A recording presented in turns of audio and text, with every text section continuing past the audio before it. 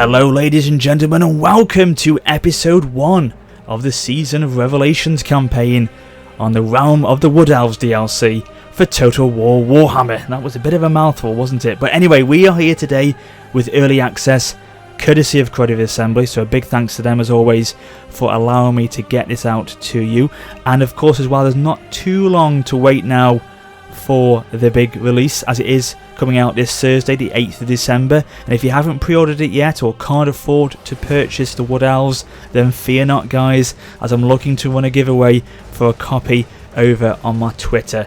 And all you need to do to enter, it's very simple, is first just support this video by commenting down below and dropping us a like, and let's see if we can smash 1,000 likes for this first part. And then in the description is a link to my Twitter account where you need to go and just retweet my competition tweet essentially and follow me, so if you do win I can then message you directly, and I will announce the winner on Thursday so you can start playing it straight away the moment it comes out. So this will be the only Wood Elves content that I'll be able to release until Thursday, but if you want to see part 2 of this campaign, then be sure, as I say, to get this video to 1,000 likes, and I'll be sure to release the next episode straight away on Thursday when it comes out. And I'll be planning lots more content as well on the Wood Elves as well, so besides this campaign I've got lots more in the pipeline as well, so be sure to be on the lookout for them over the next few days. So let's crack on. So here we go, Season of Revelation, and we're going to be playing as Orion for this mini campaign today. This is of course the exclusive campaign for the Wood Elves. So let's have a quick look at the details before we crack on. So in terms of Wood Elves, we've got Elven Council here, positions from which the lords and ladies rule the realms of Athol Loren. So the Elven Council is quite an interesting concept. Let's see that when we kick things off in a second. And this is the big one for the Wood Elves. Amber, a powerful resource that improves the Oak of Ages and the forces of Athol Loren, because one of the big objectives for this campaign for the Wood Elves is to make sure that the Oak of Ages is growing constantly and improving over time. So that's one of the big objectives, and Amber helps with that to be the case. And world roots, elven armies can use the network of ancient tree roots to avoid impassable terrain and enemy forces. So it's a bit like beastmen in terms of like the fact they can go through the forest and become undetected from that, basically, because that's a similar mechanic I should imagine. And missile focused elven unit roster, as you would expect, with a variety of enchanted arrows and fast moving cavalry. So that's the situation there. That's the key information for these guys. Let's continue, and here we go. The faction leader is the man himself, Orion, the king in the woods. Powerful melee and missile fighter, has powerful battle ability of the Hounds of Orion. So that's really quite interesting. In terms of his additional starter units, his exclusive units for this campaign, he's got Deep Wood Scouts. These are some missile infantry, Vanguard deployment, Master Ambushers, and Forest Stalkers. I think Forest Stalkers are quite interesting ability. The Elves of Athol Loren move faster and aim more precisely within the forest, so use that to your advantage. That's quite an interesting mechanic. We've got these guys, I love the look of these, the Wild Riders, Melee Cavalry, Forest Stalkers, Damage Dealers, Vanguard deployment again, and Frenzy. A lot of these units for the Wood Elves, as you would expect, have got the Vanguard deployment feature to them. And then, oh, these are beautiful. You wait till you see these guys in battle. Eternal Guard, Spear Infantry, they look absolutely gorgeous. Forest Stalkers again, anti-large, and they're very good at charge defense against large foes, particularly probably the Beastmen that we'll run into early on in this campaign. In terms of Lord effects, we've got enables the unique Wild Hunt event, so that would be interesting. I don't know too much about that yet, so hopefully we'll see that come to fruition as the campaign carries on. Upkeep and recruitment cost minus 50% for Wild Rider units, these guys. Leadership 10 plus during forest battles, that's good. And then Elite Forest Spirit units cost Amber to recruit, because of course with the other Lord, I've forgotten his name, my name's is escaped me for some reason, but he's a tree man as such, and he is able to recruit sort of more Forest Spirit units, but Orion, he can recruit Elven units, whereas that would become a disadvantage if it was the other lord we were playing as. So it basically roles reversed depending on who you're playing as. We get basically a penalty for trying to recruit those kind of tree units into our armies. But there we go, ladies and gentlemen. I will try and remember the name of the other lord. I can't remember it at the moment. Sorry, guys. So if we look here, so show AI player moves limited. Yeah, minimize or minimal advisor help. Yeah, definitely. Battle realism mode is off. Battle time limit is on at 60 minutes. That's all as we should do, and we'll keep it at hard difficulty. The initial starting challenge is hard as well, so it could be quite a challenge. So we'll keep it like that for the difficulty setting. And yeah, that's pretty much it, guys. So I'm going to start the campaign now, and then I shall be back with you after the cutscene.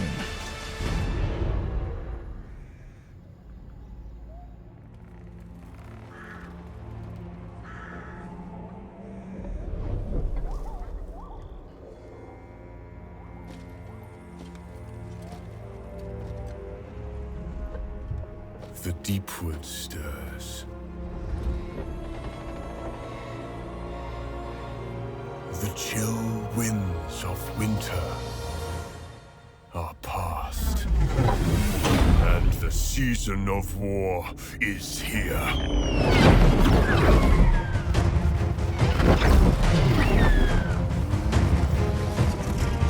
The Azrae are hunters.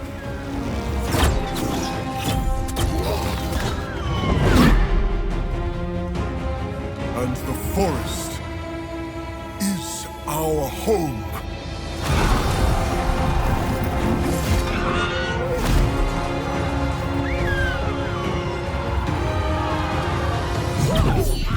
Woe betide those foolish enough to threaten it.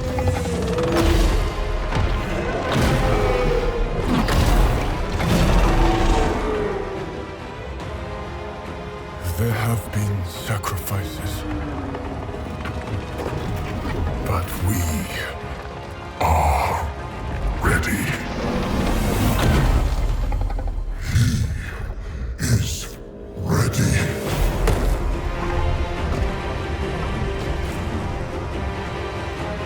The wild hunt begins!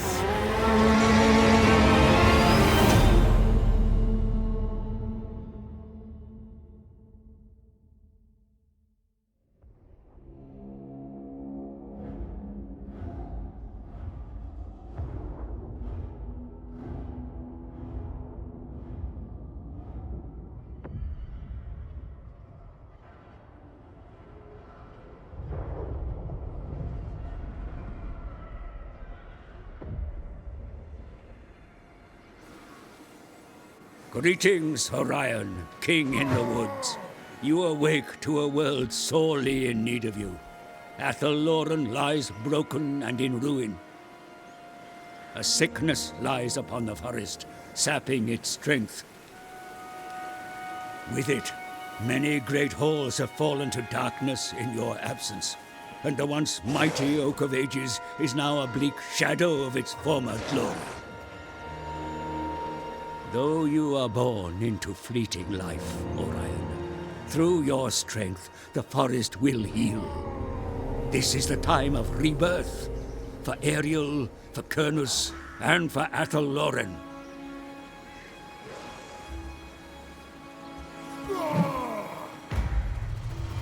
Right then, here we go. It was Durthu. That's the other legendary lord I forgot about. So Durthu is the other one there. So there we go.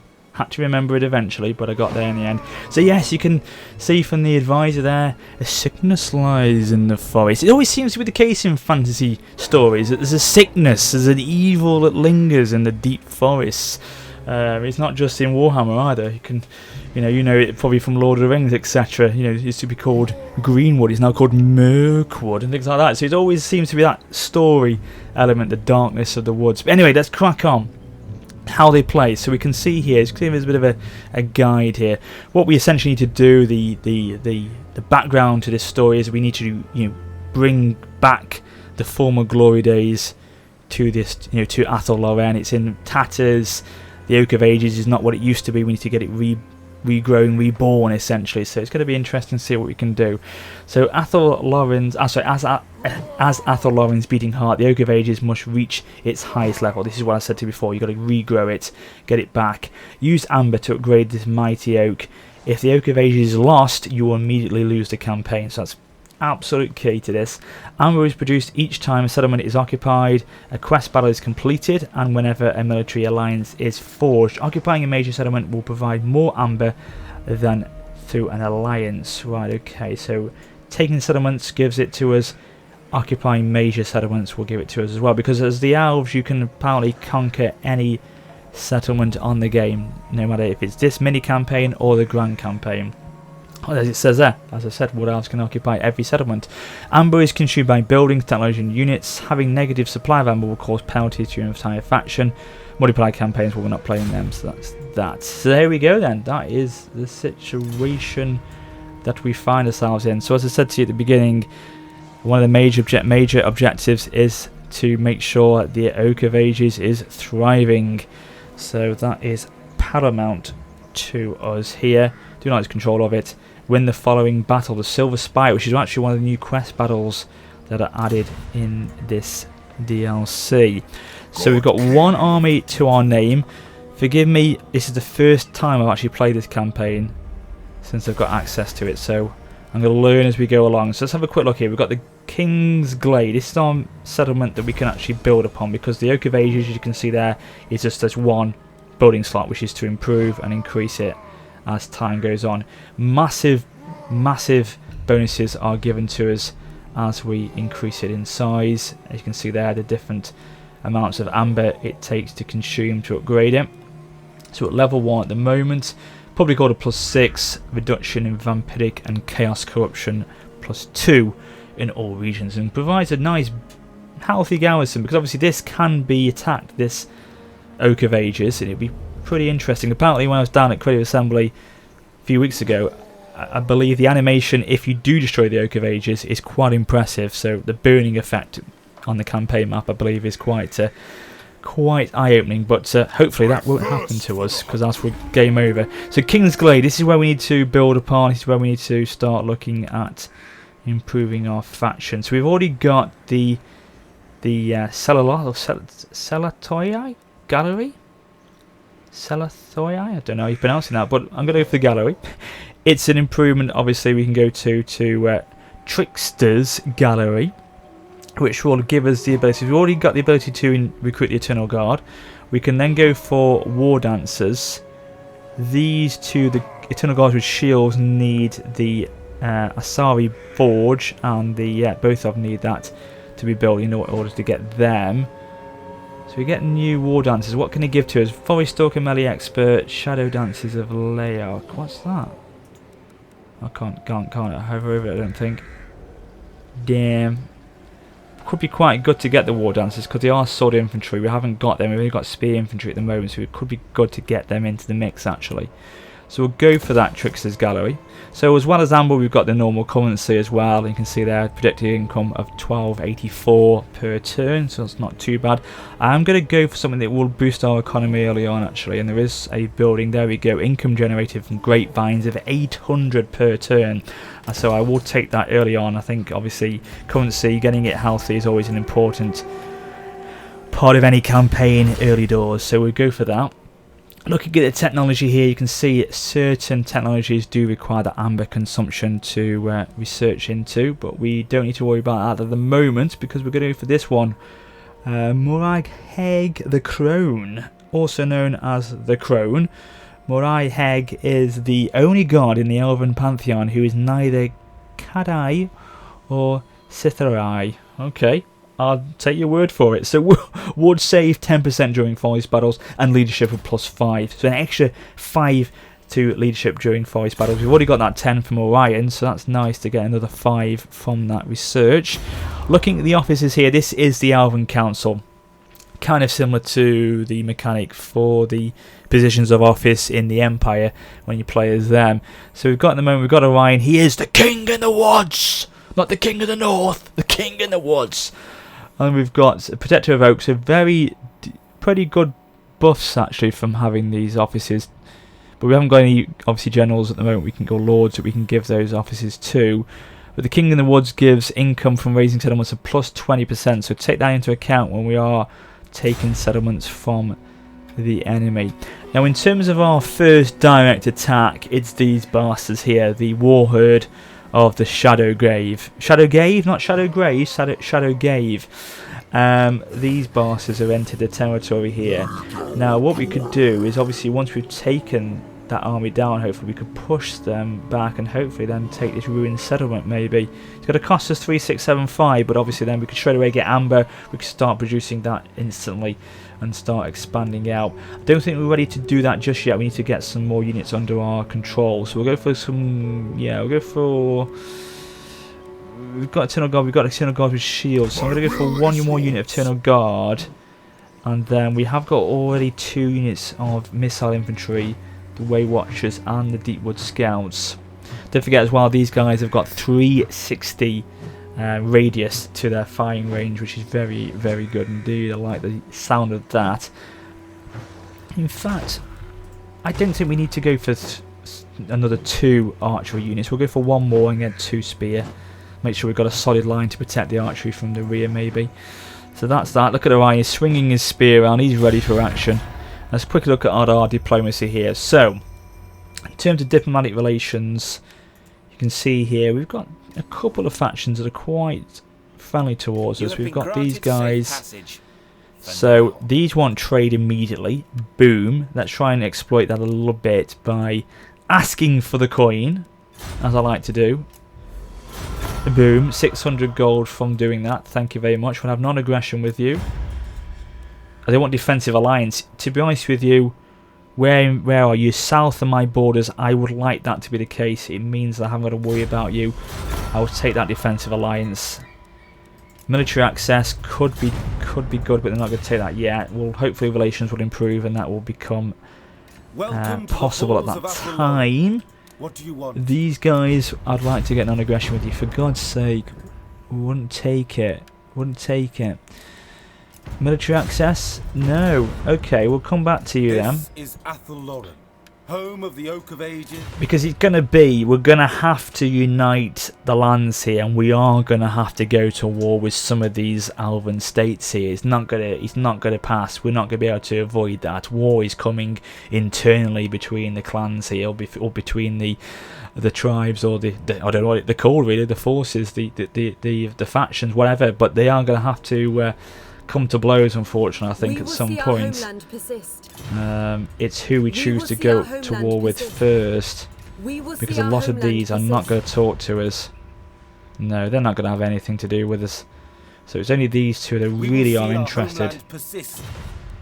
So we may go for Kavarok to begin with, I think, even though we have got non-aggression with them. What about these guys? They are not too funny towards us. It is improving, but they are on our doorstep. We could exploit them. They are here. Oh, is that them? Yes, that is them there. But we have to remove the threat of these bastards first. So we'll go for them, double back, go down to these afterwards, I think, and see what awaits us. So we'll end the turn. So of course this mini campaign map is based in the, let's go into the tab for the overview. We're looking at sort of like the western parts of the old world. So you've got Bretonnia around here, all these duchies of Bretonnia over here, Bastogne, Bordelot. And obviously then we've got all our elven factions around here, some beast factions around here, probably dwarves over here, maybe some in the Grey Mountains, maybe some orcs as well. But it's going to be interesting to see who we come across as the campaign plays out. So at the moment the Oak of Ages is dormant. It's giving us the public order which we want, but we want to make sure we keep looking at producing the amber to increase that as soon as possible. So now we're in a position, I think, where we can take him down. Yeah, I'm going to risk it. I'm going to risk it, guys. I want to battle in. It's driven him back. It's driven him back, which we wanted to do, so we can engage again. Come on, we can do this. I want to fight it. We can't all resolve the first battle, for Christ's sake, can we? We have to fight the first battle of a campaign. It's customary to do it. Right, so this guy, he's not going to be too hard. Centaurs, Vanguard very fast, but we should be able to match him with our cavalry. And they've got some Ungors, I think, as well, so they shouldn't be too hard. But definitely our Wild Riders will be able to match him in battle here. So it's going to be... Where are they? They're over there, so they're not deploying right in the centre. I was going to try and go down this valley here, but we'll try and use the hill to our advantage, actually. Get the archers up on that high ground there, and then we'll push forward with the Eternal Guard. Let them come to us, hopefully. Stand strong. Now what I'm going to do is put the shield infantry in the centre, and then just flank them both with... non-spear infantry units either side. I think that will be alright, actually.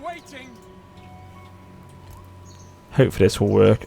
But then we've got to sit tight, because obviously these are not an offensive unit in the slightest.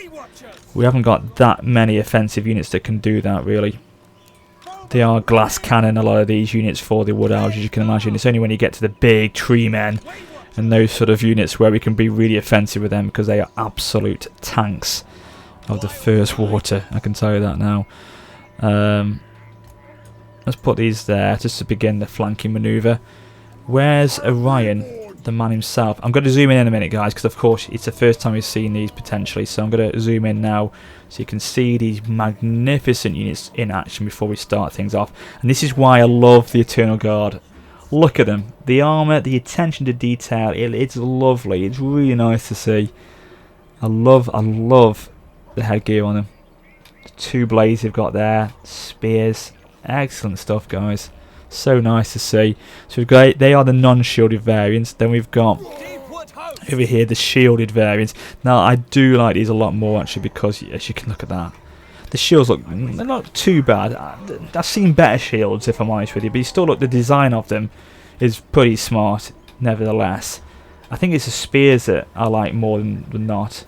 More like most, I should say. Very good indeed. So that's the Eternal Guard. I do think they are spot on.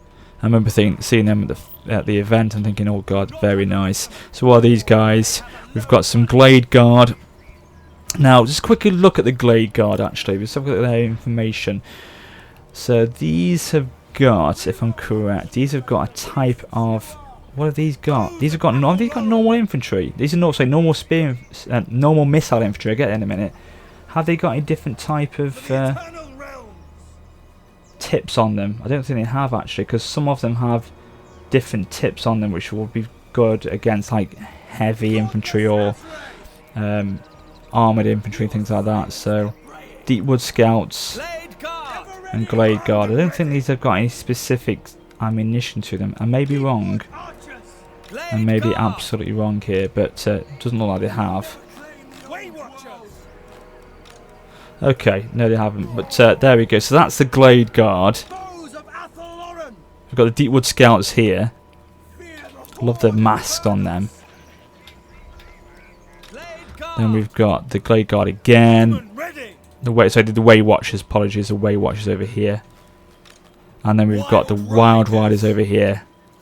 Look at that guy there. Flipping heck. Look at the helmet on them. Wow.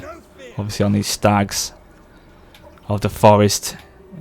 At one with the forest, in fact. And then on Orion, the King in the Woods is here. Hybrid weapon specialist. Causes terror, anti-infantry, armor-piercing, forest stalker. Very smart. So we'll see him in action as well in a second. But anyway, guys, let's crack on. I love looking at the units now. Let's begin. See what we can do. Move the spear infantry forward. Get these units to push in as well, because they are coming at a quite alarming rate here. Let's put them back to about there. Get rid of this unit card. Put them there. So we'll keep them in the woods, because as we said, one of the things about these guys is they fire better when they're in the woods. Apparently they cause more damage, so we'll use that to our advantage. We're going to bring Orion forward now as well. Get the to go forward. Thank you very much for pronouncing your name for me then, so I could, you know, just play off that then and say move forward. Wild Riders, move forward. Bring yourself forward. Start to tease the enemy, as in fact because they are going to start taking the bait hopefully here. These Centaurs will start to hopefully charge forward. They'll get, they get hot-headed and start to panic, and especially if we start firing on them as well. So bring the archers forward here. We can go for their general in a second. Look at that 360 radius that they've got.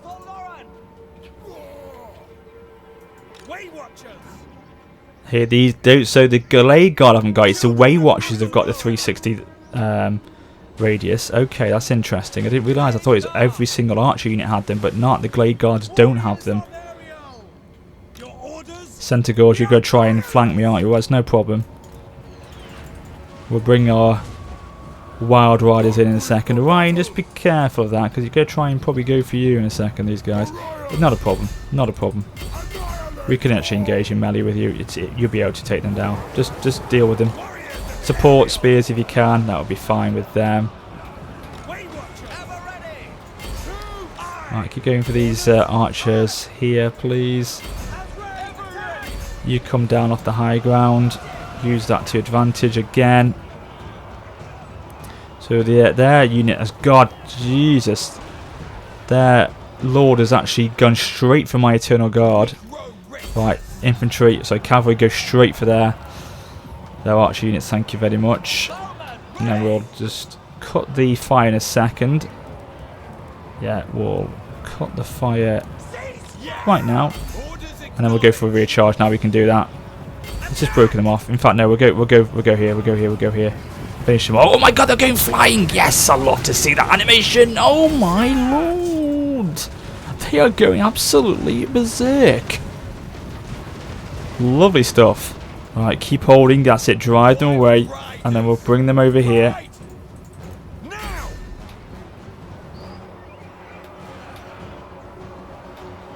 Right, they've actually wavered now. Right, so let's go back up. I know it's going to be a charge uphill, but still, it's not a bad thing.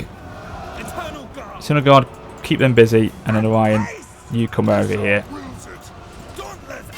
Orion. You get back down here. You start to deal with their Lord, please. That's it. Come on. Oh, that's beautiful. Push them into the spears. Instant chain, well, not instant chain route, but instant route from that unit. So pull them back out. Let's get some hammer and anvil going here. That will then free up the Eternal Guard to then start supporting the centre. Orion, do not be shy, my friend. Let's get going into the battle.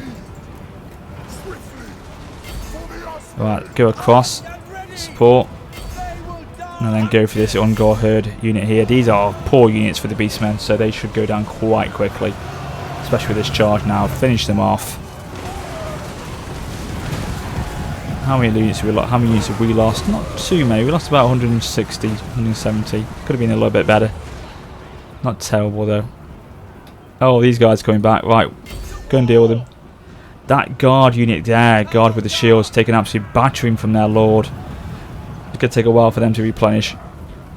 But what we can do is, after the battle, replenish some of the units from taking on captives. So we'll do that as well. So let's try and see if we can take as many of these guys down before they flee the field. Okay, go over here and deal with these bastards. So there we go. There's the Lord. He's dead. Wonderful stuff. That surely should shatter them now. They shouldn't be able to fight another day after this now. We should have finished the job. So there we go. Decisive victory. Lovely. I'll take that. Thank you very much. We lost 177 in the end. We can replenish it though. It shouldn't be a problem. They lost 528. So yeah, that should be them completely destroyed after this battle. Hopefully. Oh, we can't take on the captives. I thought we could. Damn it. So we can't replenish. That's a bit of a shame. Kill the captives then. Has allowed them to go though. They've been able to escape, but it won't be too much of a problem now. We can't take in this turn, but we'll try and finish them off next turn, hopefully. But we've increased in rank already for Orion, so that's a good start. So let's have a quick look at our abilities here. So we've got these unique items. Horn of the Wild Hunt, charge speed increased, charge bonus, or speed and charge bonus increased. Gives leadership, melee defense. Obviously, we're not going to be able to increase these now, are we? It's going to be quest battles and things like that, but it's just good to look at them. So we could go down this tree, which will help to give him abilities in his spells, etc. Reload reduction time, missile damage. So that would, because obviously he is a melee specialist, a hybrid melee specialist in a way. So a hybrid and range specialist, isn't he? Really, he's got missile to him, so it'd be interesting to maybe go down that one. But I want to go for more the combat side of things with him. So I'm going to go for melee defense and melee attack, because I'd like to get him involved in the battle actually. Get him in amongst the action. So we'll go for that, and we'll see how we go. So that's that. We're going to try and take this settlement after this turn, I think, to see what we can do with it. So we'll end it now. We can't replenish yet because we are in unknown or not our own territory, so it's going to be a bit of a problem for replenishment here. But the larger question still remains. Okay. Who is to blame for the Done. damage Well, we'll done? find out. We will find out. Mayhap our neighbours, the Bretonians, or the ever-festering orcs from the mountains. Whoever is responsible, we must push forth from the forests to seize their lands in retribution. So it was. There is orcs in the north then, so we have to be careful of that. So war declared between these two. Okay. So there's another war herd over there. I don't know. Lord of the forest. God King of the deep wood. Right, we're gonna colonize here. We're gonna colonize because okay, it takes us a little bit of cash, but oh, do we? Yeah, we do. We colonize now. We colonize now. We get the amber, which is obviously what we've got there. Straight away from 3 to 4. We retain complete control of this province. That is a big thing. We can now replenish. Okay, we lost some men initially, or some elves initially, to the colonization, but now we can build on it. We can start to push forward. So let's get this going. So we can get a copse here, manor settlement, income generated 40, growth, ambush, defiance chance of 20%. Get some garrison going. Yeah, let's do this, guys. Let's replenish as well. It won't take too long to replenish, so that's not bad. 4 or 5 turns, so you want to build on there soon. We can still recruit locally because of the buildings we've got. We've got the war dancers now. These are the sword infantry. They're not the best of sword infantry, obviously, because they're low armor. The melee attack's not bad. It's 49, and the melee defense isn't too bad. So they aren't. You know, there's worse out there. I'm sure. There's worse out there. So we'll go for that. We haven't lost any unit completely, which is good. So we'll go for 1 unit of war dancers to start with, just to see how we go. And I think my ultimate objective then at that point will be to go for Cithril, this faction here, take it from them, begin our push in that direction, remove them as a threat because obviously their relations with us aren't great. I mean, do you think that's not the wisest thing to do? Do you think I should do something else? Do you think I should go somewhere else? Let me know in the comments below. Give me your suggestions, chaps. See what you think I should do, where I should go next. But if you think that's a wise choice, then let me know as well. But I'll listen to what you've got to say, guys. So in terms of attitude here, we've still got these two as our friendlier factions towards us. I don't want to really offer them any money because we can't afford it at the moment, so it's not good. So we'll leave it with diplomacy for the moment. I think we'll end the turn there, guys, again. War declared between these two. Right, okay, they're not getting any friends soon either, the war herd, Shadow gave. Now they are still in our territory. They could be causing a little bit of a problem here. Is it affecting public order? It's +3. Corruption is -2. We could dry them out, give ourselves a little bit of XP boost. They've gone away again. They're still on our borders. We can get to them. Just auto resolve it, of course. Just finish them off, make sure we've got rid of them then. Oh bollocks. Oh my god, I should not have done that. Look at that, I've lost 3 units of Eternal Guard. Oh fuck. Damn, right, that's a bit of a boob. I thought that would have been okay, but no, okay, never mind. Never mind. It's alright, it's alright. We can replenish them back, it's okay. We can recruit them soon. I'm not overly concerned. We'll get them next turn. Ah, it's a bit of a pain actually, but never mind. Never mind. It's not too much of a problem. Oh, we've got unassigned skill. Right, we'll give them the extra boost in tempered rigor. Technology research, excellent. So we've got the increased leadership and ward save. Very good, very good, very good. Stands for them. Back in they go. So it's going to be a case of, yeah, a couple of these Eternal Guard units. 3 of them, in fact, just to replace the ones we just lost there. Population surplus is here. Oh, good. So we can go for a building slot in this settlement. Now we're not going to go for, I mean, Dryads, creature infantry, forest spirits, damage dealers, vanguard deployment. What else could we go for, really? That gives us some more garrison increase. That gives us income. That gives us growth. We get replenishment rate from this as well, and we get for trade. Interesting option here. I mean, these guys, are they that good that you want to start looking down that chain really at the moment? I don't know. Glade Guard. These are the different tips, as I thought. You know, I said there was different tips.